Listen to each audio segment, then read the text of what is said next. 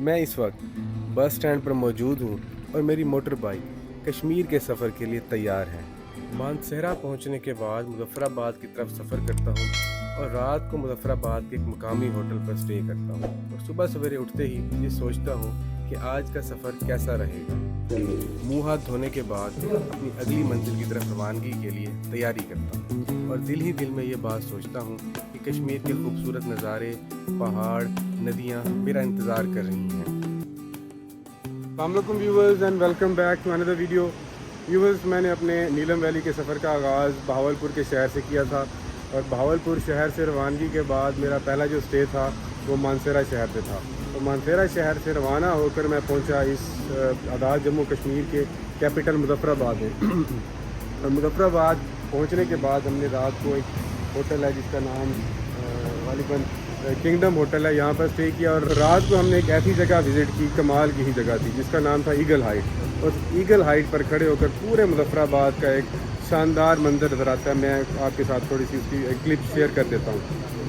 और अभी मैं खड़ा हूँ इस वक्त मुज़फ़्फ़राबाद शहर में। मेरे पीछे जो आप दरिया देख रहे हैं ये नीलम वैली का दरिया है, नीलम बह रहा है। और अभी हमने यहाँ पर नीचे मेरे बाइक्स खड़े हैं, ज़्यादातर मैं आपको दिखाता भी हूँ किस तरह हमने बाइक्स को लोड किया हुआ है, क्योंकि जो काम की चीज़ें होती हैं वो कैरी करना बहुत ज़रूरी है। और अभी चलते हैं अपने अगले सफ़र की तरफ और आगे आपको दिखाते हैं खूबसूरत कश्मीर के मनाजिर। हमारे इस टूर पर 3 बाइक्स हैं, एक ये 125 है, दूसरा ये 70 चाइना बाइक है और तीसरा जो मेरा ये 150 GS 150 फुली लोडेड ये बाइक है। और इसके लिए हमने पूरी तैयारी की है। इसमें स्लीपिंग बैग मैंने रखा हुआ है, नेक रेस्ट रखा हुआ है, उसके अलावा साथ ही वो कैंप रखा हुआ है और साथ अपने तमाम कपड़े और इस्तेमाल की चीज़ें रखी हुई हैं। और साथ ही मैंने टायर लिया हुआ है ताकि ये बैठूं तो ज़रा कंफर्टेबल होती है, तो लंबे सफ़र में बंदा थकता नहीं है। तो हमारे साथ जो दूसरे भाई हैं उन्होंने ये सीट के लिए कुशन रखा हुआ है, ये भी ठीक है, लेकिन लंबे सफ़र के लिए रिकमेंडेड है कि टायर रखा जाए। बस अभी अपने बाइक पर बैठ चुके हैं, इसके बाद अभी नाश्ता करते हैं और नाश्ते के बाद फिर अपने जो भी टूरिस्ट डेस्टिनेशन है उसको रवाना होते हैं। चलिए मिलते हैं नाश्ते पर।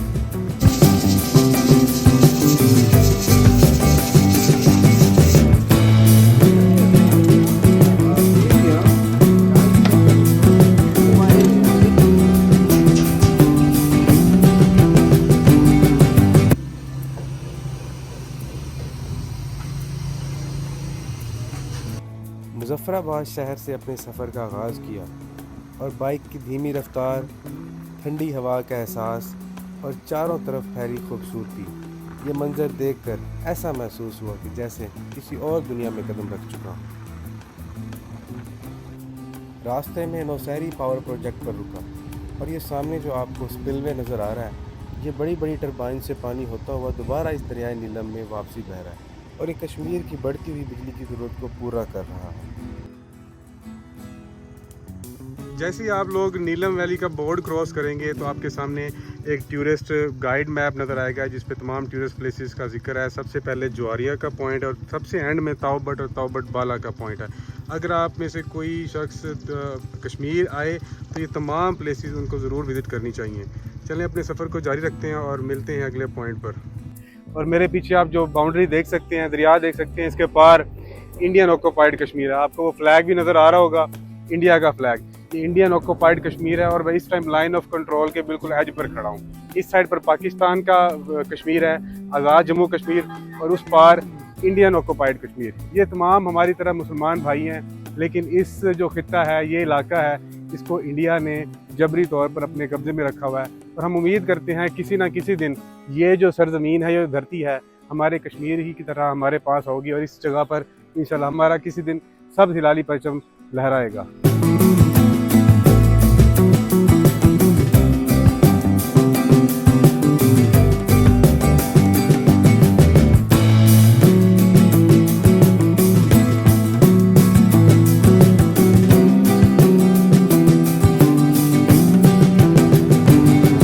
जाते हुए आपको रास्ते में कमाल के मनाजिर मिलेंगे और यहाँ पर नाशपाती के जो दरख्त हैं वो आम हैं। तो रास्ते में अगर आपको पकी हुई नाशपातियाँ मिलें तो उनको मत छोड़िएगा। 5 से 6 मिनट का कोई ऑफ रोड ट्रैक है, थोड़ी सी मिट्टी भी आएगी। अगर आप गाड़ी में हो तो कोई मसला नहीं है, अगर बाइक पर हो तो ज़रा धूल मिट्टी का ख्याल रखें और अपने आप को कवर रखें। चीलियाँ LOC के बाद कुंडल शाही वाटरफॉल पर पहुंच चुके हैं और अभी नीचे से जाकर आपको मैं ज़रा इसका व्यू दिखाता हूँ। मेरे पीछे जो वाटरफॉल आप देख रहे हैं इसे कुंडल शाही वाटरफॉल कहते हैं।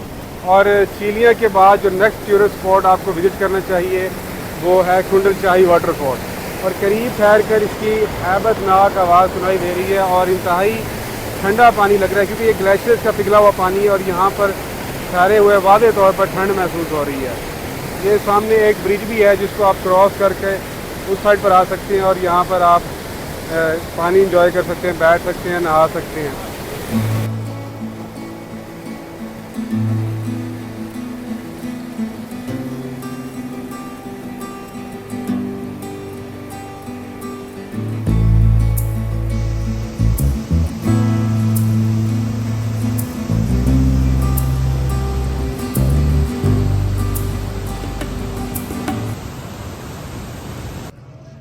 कुंडल शाही वाटरफॉल के बाद अब हमने केरन जाना है, जो यहाँ से तकरीबन 12 किलोमीटर है। हम कुंडल शाही वाटरफॉल से तकरीबन आधे पौने की घंटे की दूरी तय कर आए हैं, लेकिन अभी भी ये 12 किलोमीटर रहता है। चलें वहाँ जाकर आपको इसके व्यूज़ और वहाँ के मोमेंट शेयर करते हैं।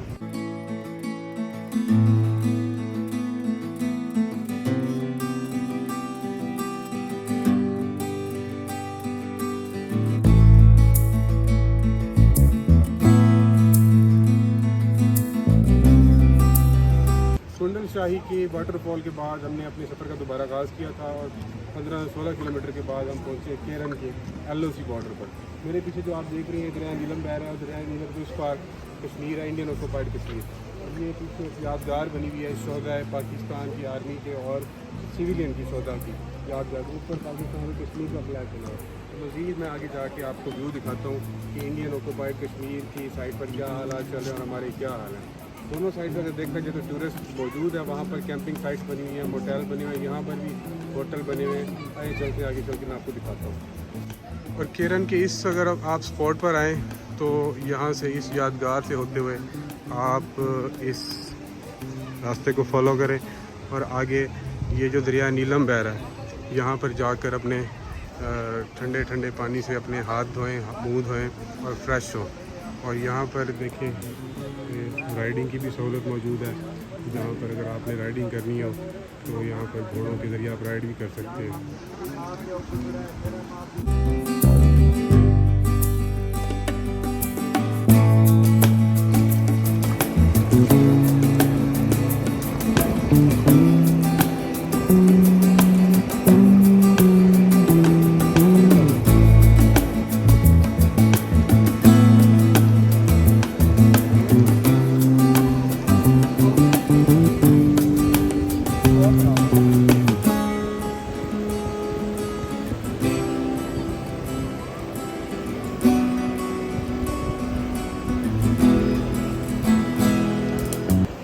केरन के इस मकाम पर ये सामने सारा ये LOC का बॉर्डर है और ये इधर देखेंगे आपको इंडियन फ्लैग भी नज़र आ रहा होगा और उसके नीचे ये सारे लोग इंडियन हैं और ये सामने इनके रिजॉर्ट्स बने हुए हैं जहाँ पर ये लोग आपको नज़र आ रहे होंगे। और इधर एक कैंपिंग साइट भी बनी हुई है तो लोग यहाँ पर कैंपिंग करते हैं। तो ये दोनों अतराफ यही हाल है। ये हमारी साइड पर पाकिस्तान के लोग खड़े हैं यहाँ पर और ये दूसरी इंडियन साइड पर वो सामने आप देख सकते हैं लोग हैं। और दोनों साइड पर यही हाल है। टूरिस्ट स्पॉट्स है, सियाहों की जगह है और जन्नत नज़ीर वादी इसीलिए कहते हैं कि इंतहाई खूबसूरत जगह है, चाहे वो पाकिस्तान का कश्मीर हो चाहे वो इंडिया का कश्मीर हो। और ये पाकिस्तानी साइड जहाँ पर पाकिस्तानी और कश्मीर का फ्लैग लगा हुआ है। केरन के इस मकाम पर हर साल हज़ारों की तादाद में लोग सैर व तफरीह के लिए आते हैं और इंडियन जो कश्मीर है उसका भी यही हाल है। वहाँ पर काफ़ी सारे कॉटेजेस बने हुए हैं और कैंपिंग साइट्स बनी हुई हैं और लोग हर साल हज़ारों की तादाद में सैर व तफरीह के लिए आते होंगे। और यकीनन सही बात कहते हैं कि इंडियन कश्मीर हो चाहे पाकिस्तानी कश्मीर हो, ये जन्नत का ही टुकड़ा है और इसकी खूबसूरती का कोई मुकाबला नहीं। और दोनों कश्मीर को सिर्फ ये जो दरिया है, दरिया नीलम, ये अलग करता है। चाहे वो किशन गंगा दरिया हो चाहे वो दरिया नीलम हो, यही पाकिस्तान और इंडियन ऑक्यूपाइड कश्मीर की सरहद है।